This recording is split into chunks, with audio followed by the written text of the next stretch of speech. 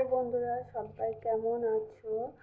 আজকে দেখো, আমি 20-25 দিন আগে মিশো থেকে আমি দানা অর্ডার করে নিয়েছিলাম। সেখান থেকে এই যে দানাটাকে আমি ঘষে দিয়েছিলাম, সেখান থেকে এই গাছ বার হয়েছে, পদ্ম গাছ।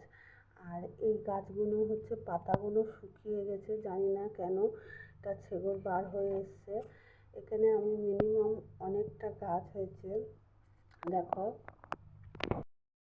গামলি রেখেছিলাম, এই যে মাটি এখানে ভিজিয়ে রেখেছি 3 দিনে। আজকের পদ্ম গাছগুলো বসাবো। আর আমার ছাদ বাগানে দেখো কুমড়ো গাছ হয়েছে, কত সুন্দর। আর সাদা নয়নতারা।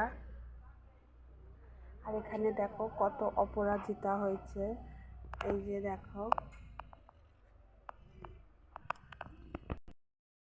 এই একটা সুন্দর কালারের একটা ফুল হয়েছে।